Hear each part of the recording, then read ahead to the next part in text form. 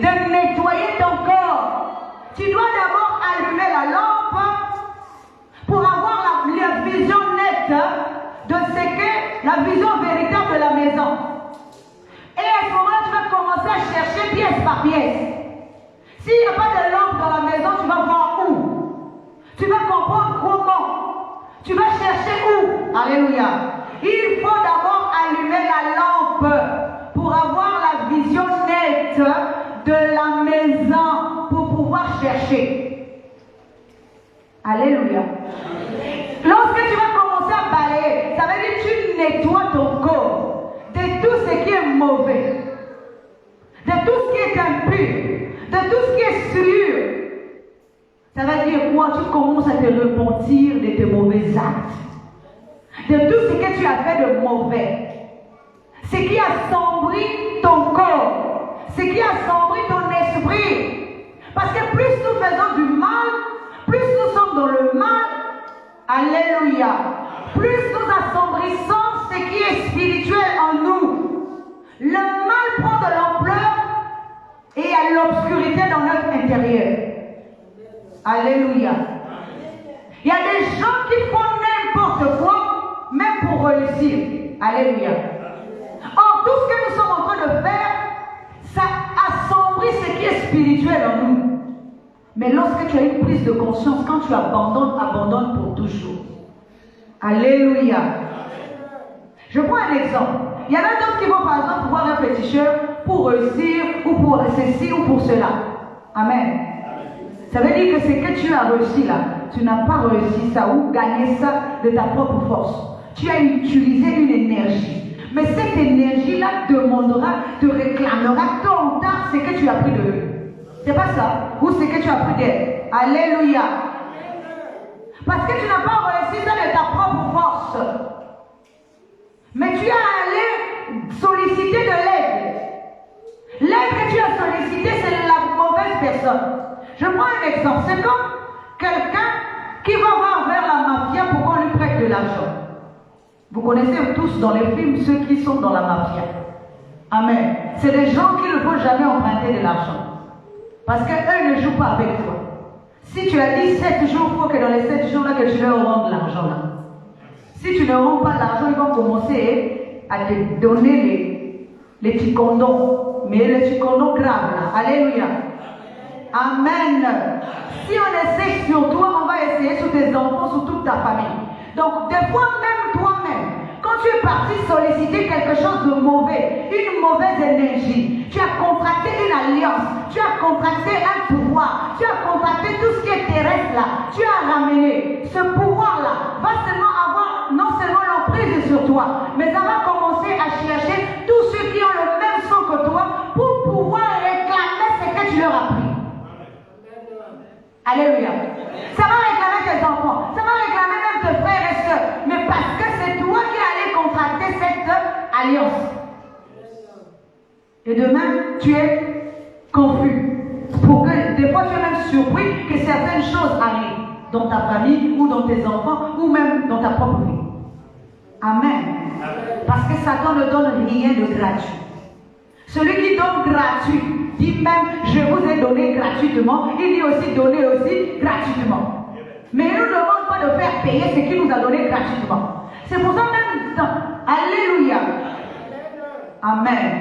C'est pour ça même si tu vois un homme de Dieu qui te demande de payer pour qu'il puisse prier pour toi, il faut te dire que c'est un faux homme de Dieu. Parce qu'il a reçu gratuitement et il doit aussi y transmettre gratuitement. Il ne peut jamais réclamer de l'argent pour ce qu'il a reçu gratuitement. Jamais. Quelqu'un qui te dit, donne de l'argent, je vais te faire le traitement de je ne sais quoi. Jésus a donné gratuitement. Quand tu pries pour quelqu'un, tu vas prier et Jésus va agir. Mais que tu fasses, je ne sais pas si c'est des bains ou des tisanes ou je ne sais pas quoi, là ça devient un autre pouvoir que tu es en train d'utiliser. Alléluia. Amen. C'est pour ça qu'ici, depuis que nous avons commencé, même lorsque nous étions cellules, j'interdisais ces choses-là. Tous ceux qui ont commencé avec nous le savent. Parce que Jésus n'a jamais utilisé quoi que ce soit pour guérir un homme. Il a utilisé sa parole. Il a fait des déclarations et les déclarations ont agi sur la vie des gens. Il n'a pas utilisé, hormis le fait qu'ils prennent, parce que beaucoup de gens se disent qu'il a pris la boue, le sable et il a formé la boue. Mais il faut voir ça spirituellement, qu'est-ce que ça veut dire. Amen. Il ne faut pas voir les choses physiquement. Il a utilisé le sable, il a mis la salive et c'est devenu une boue, il a appliqué. Donc eux aussi doivent faire ceci. Non. Amen.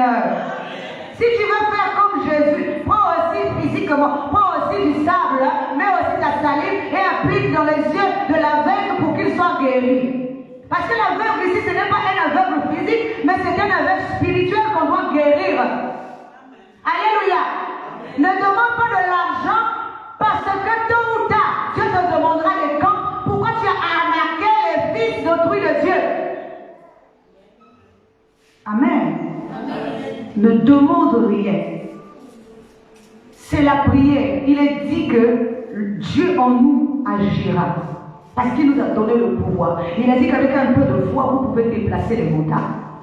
Il a dit, tout ce que vous demanderez en mon nom, en mon Père, croyez que vous l'avez obtenu. Ça veut dire qu'il nous a donné tous les moyens nécessaires d'obtenir ce que nous voulons. De croire d'abord. C'est pour ça que lorsque nous sommes embrouillés ou confus dans notre tête, n'importe quel homme de Dieu va venir t'embrouiller aussi, plus encore, pour t'emmener dans les dimensions inférieures. Alléluia. Et tu crois encore. Mais en réalité, il est en train de t'enchaîner. Si quelqu'un te demande de payer pour un traitement quelconque, c'est un charlatan.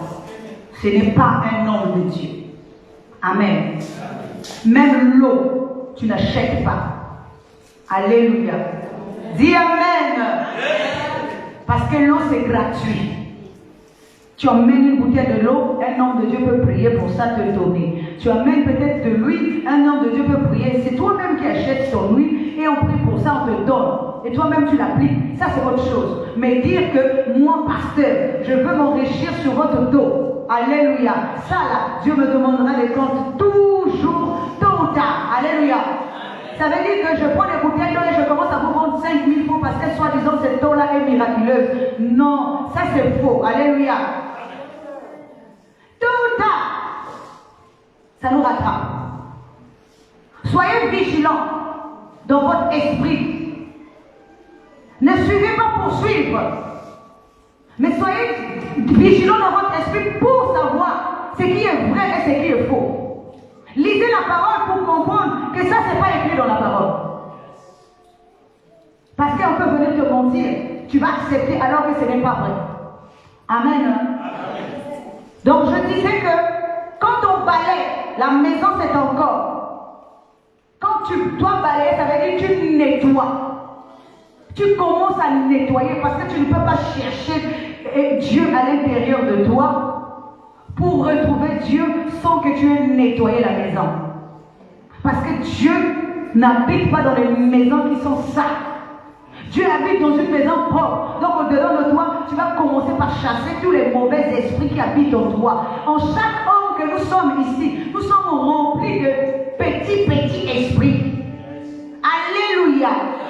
Parce que nous sommes temple de Dieu. Si nous avons accepté la colère habite en nous. Si nous avons accepté la haine habite en nous. Si nous avons accepté la jalousie, si nous avons accepté les querelles, les médisances, toutes ces choses-là habitent en nous. Il faut commencer par les sortir un par un, nettoyer, faire le balai, parce que ta maison est éclairée et tu as tout nettoyé.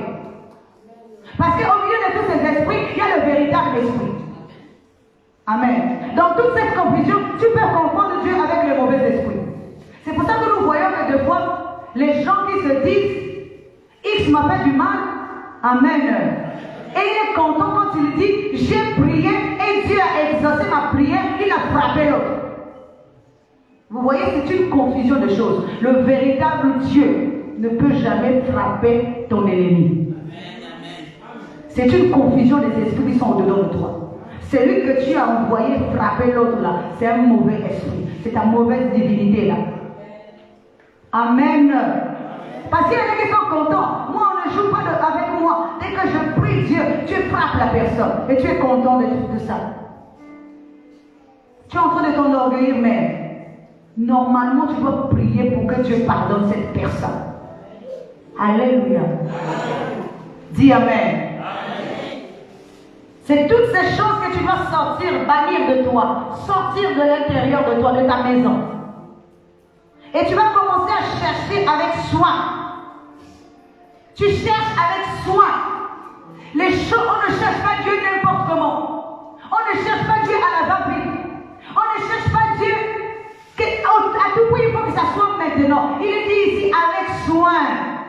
Ça veut dire que je prends tout mon temps de chercher Dieu, de comprendre qui il est. Je commence à chercher petit à petit. J'avance dans chaque pièce de ma maison, dans chaque endroit, dans chaque recoin de moi. Je cherche, où es-tu Seigneur, pour qu'il vienne à moi. Amen. Mais la plupart d'entre nous voulons aller tellement vite que nous voulons affranchir toutes les étapes en une minute. Non. Il y a beaucoup de choses à apprendre dans la vie. On ne trouve pas Dieu d'un coup. Tu ne peux pas arriver au sommet aussi d'un coup. Mais tu arrives au sommet petit à petit. Alléluia. Tu avances petit à petit jusqu'à ce que tu vas trouver Dieu. Alléluia. C'est ça, chercher avec soin ce qui est à l'intérieur de toi. Chercher Dieu demande beaucoup de patience. Amen. L'impatience n'est pas de Dieu. L'impatience n'est pas de Dieu. L'impatience fait partie du corps terrestre. La patience est une grande vertu. C'est pour ça que la Bible dit que l'amour ne soupçonne point le mal, l'amour n'est point envieux, l'amour excuse tout, l'amour pardonne tout, l'amour ne s'irrite point, l'amour est patient. Alléluia. Celui qui a l'amour devient automatiquement patient. Celui qui a l'amour pardonne automatiquement ceux qui lui font du mal. Celui qui a l'amour ne s'irrite pas même si on est en train de l'attaquer n'importe comment. Celui qui a l'amour excuse tout, pardonne tout. Celui qui est dans l'amour ne soupçonne point le mal. Combien d'entre nous sommes là en train de soupçonner le mal? Je ne vais pas me mettre avec X parce qu'il est comme ça. Je ne vais pas me mettre avec Y parce qu'il est comme ça. Vous soupçonnez le mal. Et c'est pour ça que nous n'arrivons pas à atteindre la dimension là où Dieu nous attend. Nous soupçonnons tout le temps le mal. Même si quand deux personnes sont en train de parler, forcément peut-être qu'on parle de moi. Ou encore, je ne veux pas aller chez la tante interne parce que c'est une sorcière. Tu es en train de soupçonner le mal. Or, soupçonner le mal n'est pas de Dieu, mais de Satan. Tu es tout le temps en train de soupçonner le mal. Forcément, c'est un sorcier. Forcément, c'est ceci. Qui a dit qu'il est forcément comme tu es en train de penser? La Bible interdit de soupçonner le mal. Je vous enseigne toutes ces choses pour que vous soyez forts, pour que vous puissiez triompher du monde avec ses manigances, parce qu'il te poussera à soupçonner le mal pour que tu te éloignes de Dieu. Alléluia. Voilà, donc ici, voici ce qui est écrit. Il est dit que lorsque, jusqu'à ce qu'elle la retrouve, lorsqu'elle l'a retrouvée, elle appelle ses amis et ses voisines et dit: réjouissez-vous avec moi, car j'ai retrouvé la drachme que j'avais perdue. Alléluia. Acclame le Seigneur très très fort. Nous avons une question. Qui de nous qui a perdu 100 francs, quand elle retrouve la pièce, elle va appeler les voisins, venez fêter avec moi? Qui a déjà fait ça? Même dans notre compréhension humaine, ça n'existe pas. C'est pas ça. Moi, j'ai perdu 100 francs à la maison. J'ai retrouvé 100 francs. Je veux maintenant appeler tout le monde. Maman Nicole, viens. Oh, la sœur Chanel, viens. Fait-on parce que j'ai retrouvé 100 francs que j'avais perdu. Bon, même mes voisins là, ou mes voisines là, ils vont me dire, mais elle est devenue folle quoi. C'est pas ça. On va dire, oh, 100 francs là, tu as perdu 100 francs et tu nous appelles pour venir fêter avec toi. Donc les 100 francs là ont une explication spirituelle. Alléluia. Ça veut dire que lorsque j'ai retrouvé l'image de Dieu, Je suis contente. Là, à ce moment, j'appelle les voisins, j'appelle les voisines. Je leur dis, venez fêter avec moi. Comme là, nous sommes en train de prêcher là, ça veut dire que je suis en train de fêter avec vous l'image de Dieu. Alléluia. Nous sommes en train de fêter parce que nous avons retrouvé l'image de Dieu dans notre compréhension. Alléluia. Nous nous réjouissons. Amen. Je vais encore te dire une chose. Si tu vois, non, pas si tu vois, je vais dire si toi, lorsque tu vois quelqu'un qui a changé, qui est dans la joie pour servir son Dieu, où il s'est rapproché de son Dieu, et que toi tu es dans la colère, ou que toi tu es dans la haine, c'est que Satan t'utilise puissamment.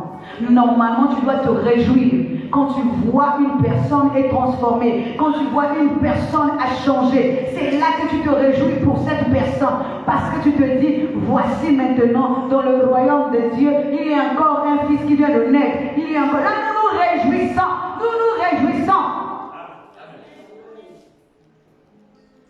Quand quelqu'un se transforme en une bonne personne, tu te réjouis parce que la personne a retrouvé l'image de Dieu en elle.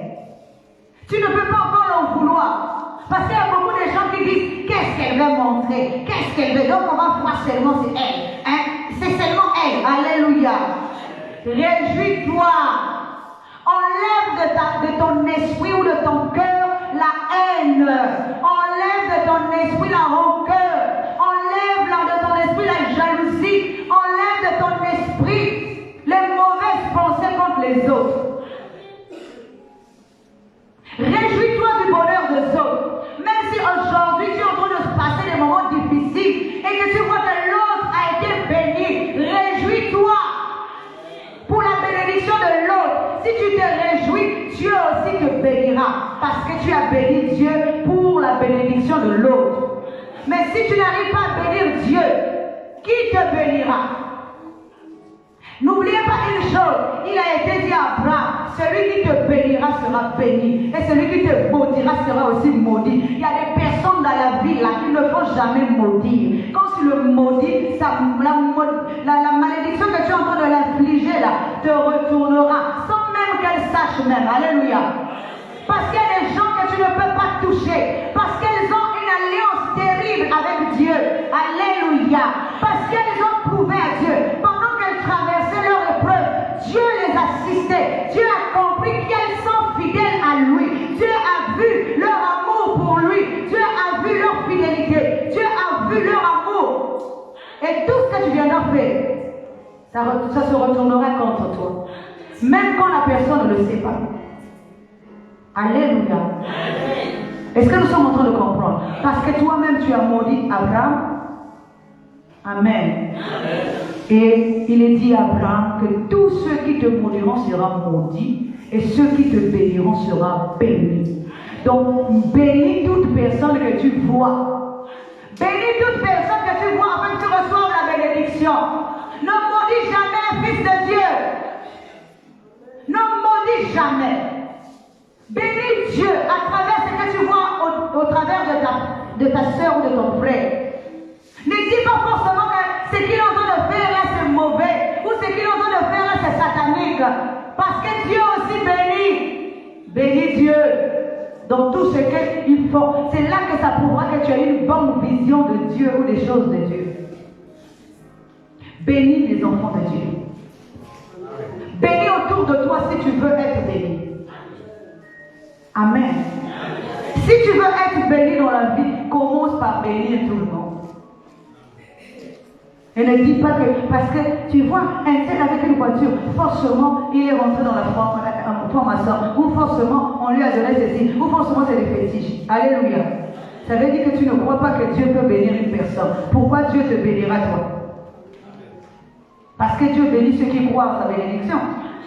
Toi, tu veux que Dieu te bénisse, alors que si Dieu a béni quelqu'un d'autre, tu dis qu'il est dans la formation. Amen. Mais comment Dieu te bénira, puisque tu ne crois pas à sa bénédiction? Bénis Dieu. Bénis tes enfants de Dieu. Allume ta langue. Comprends les choses que Dieu veut t'enseigner. Rentre dans la vision véritable de Dieu. Pour que tu saches maintenant comment marcher dans la vie. C'est pour ça qu'il a dit que la parole est une lampe à nos pieds et une lumière sur notre sentier. Parce que c'est une vision. La parole ici est une lumière, une vision que tu vas comprendre et tu sauras maintenant comment marcher sur les sentiers parce que ça va t'éclairer. Là où tu poseras les pieds, ça va t'éclairer. Alléluia. Que la parole de Dieu trouve place.